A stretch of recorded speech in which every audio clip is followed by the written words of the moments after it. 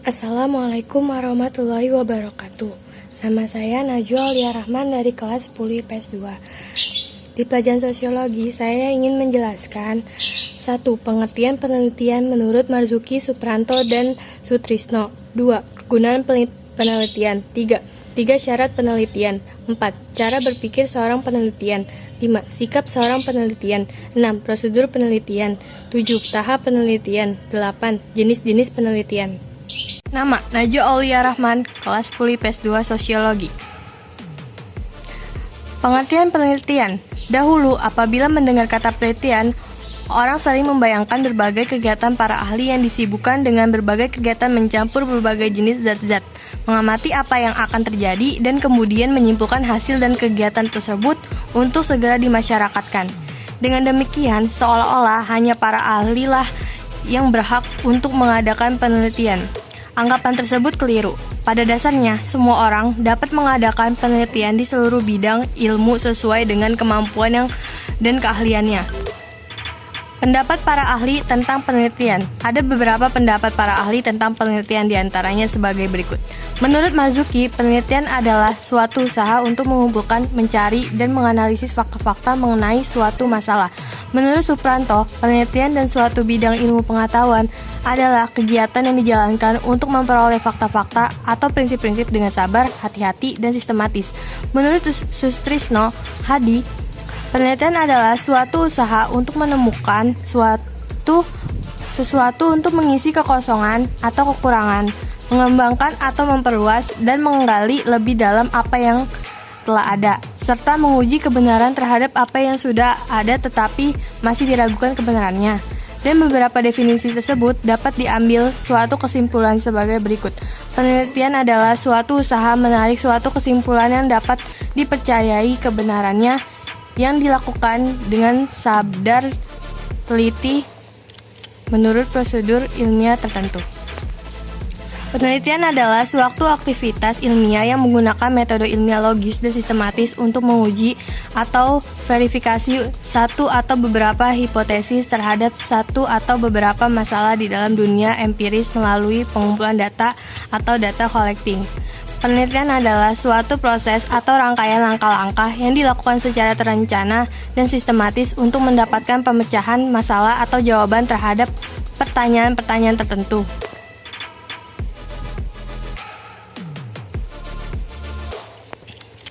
Kegunaan penelitian ditinjau dan kepentingan ilmu pengetahuan. Penelitian merupakan alat utama yang dipergunakan manusia untuk melakukan hal-hal tersebut. 1. Memperkuat ilmu pengetahuan. 2. Membina dan mengembangkan ilmu pengetahuan. 3. Pengetahuan tidak akan bertambah maju tanpa adanya penelitian. Padahal pengetahuan adalah dasar semua tindakan dan usaha. Penelitian sebagai dasar untuk meningkatkan pengetahuan untuk diadakan agar usaha manusia dapat meningkat. 3. Syarat penelitian. Ada 3 persyaratan penting dalam mengadakan penelitian, yaitu sebagai berikut.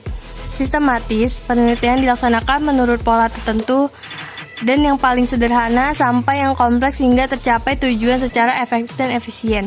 Terencana, penelitian dilaksanakan secara sengaja dan langkah-langkah pelaksanaannya sudah dipikirkan sebelumnya. Mengikuti prosedur ilmiah, mulai dari awal sampai akhir kegiatan, penelitian dilakukan menurut cara-cara yang sudah ditentukan, yaitu prinsip memperoleh ilmu pengetahuan. Cara berpikir seorang peneliti. Berikut ini adalah berpikir yang harus dimiliki oleh seorang peneliti. 1. Skeptis. Peneliti harus selalu menanyakan bukti atau fakta yang dapat mendukung suatu pernyataan. Ia tidak boleh percaya begitu saja pada suatu hal tanpa adanya penjelasan atau bukti-bukti yang masuk akal. 2. Analitis. Peneliti harus selalu menganalisis setiap pernyataan atau persoalan yang dihadapi.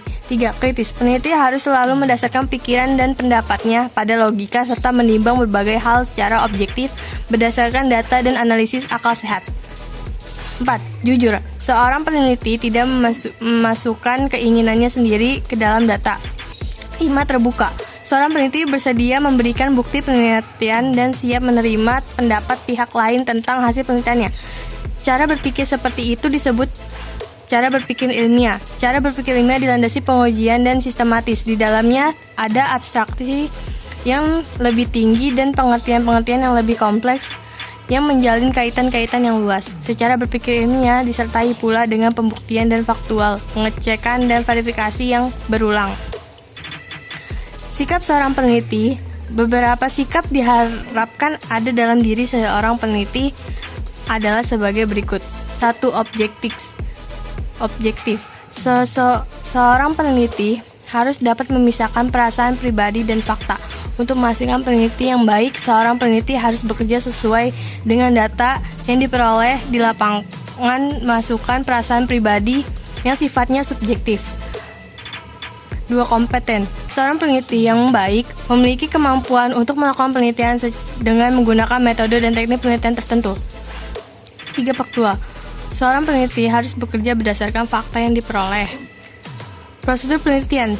Prosedur penelitian adalah langkah-langkah yang digunakan sebagai alat untuk mengumpulkan data dan menjawab pertanyaan-pertanyaan dalam penelitian.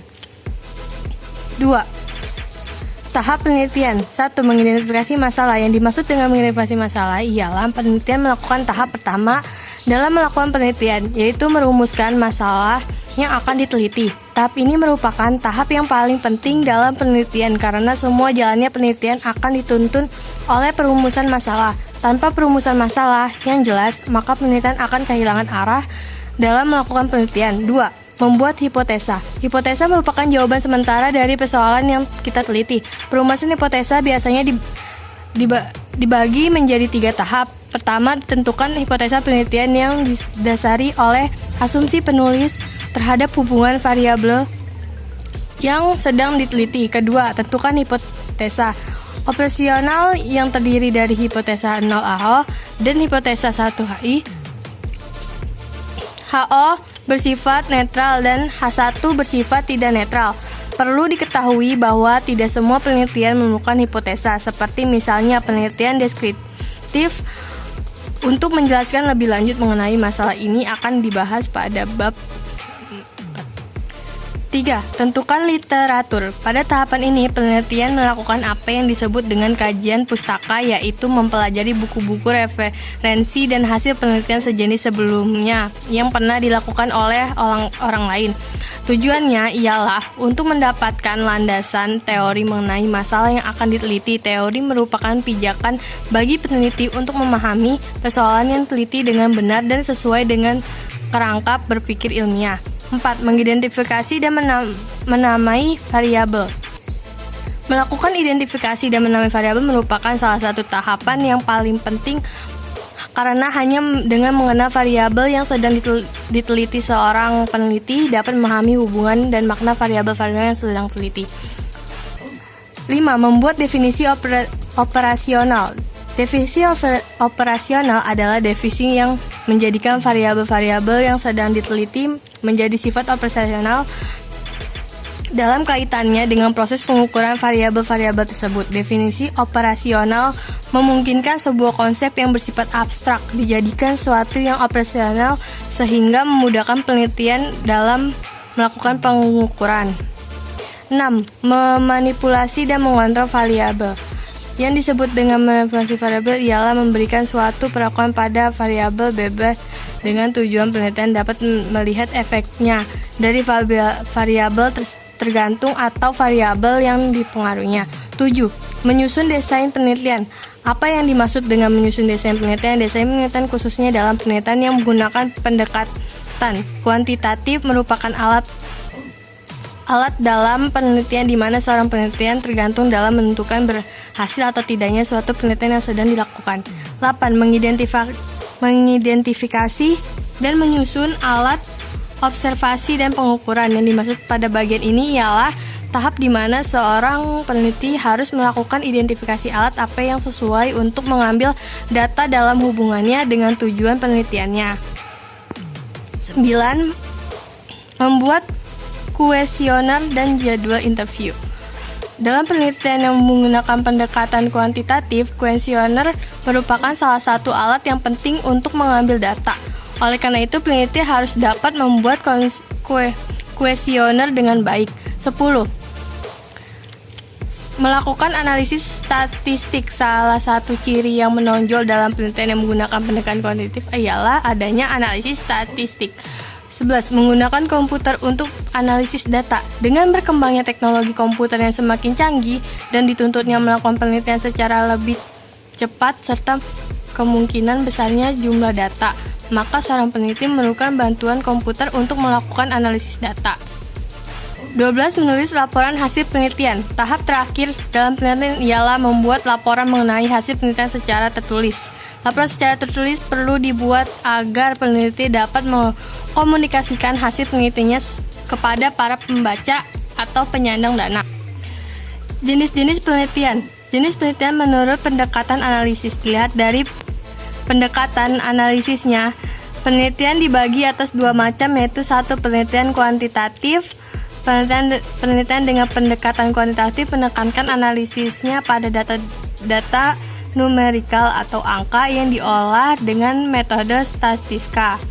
2. Penelitian kualitatif. Penelitian dengan mendekatkan kualitatif lebih menekankan analisisnya pada proses penyimpulan deduktif dan induktif serta pada analisis terhadap dinamika hubungan antar fenomena yang diamati dengan menggunakan logika ilmiah.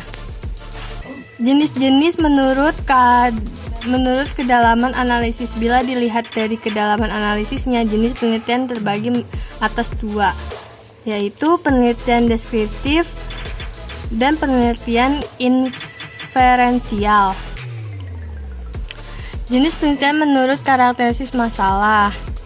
Kalau dipandang dan karakteristik masalah berdasarkan kategori fungsionalnya, penelitian dapat dikelompokkan menjadi beberapa macam sebagaimana diuraikan oleh Isaac dan Misael atau Azwar 1997, yaitu 1. Penelitian deskriptif, 2. Penelitian perkembangan, 3. Studi kasus dan penelitian lapangan, 4. Penelitian korelasional, 5. Penelitian kausal komparatif, 6. Penelitian eksperimental murni, 7. Penelitian eksperimental semu.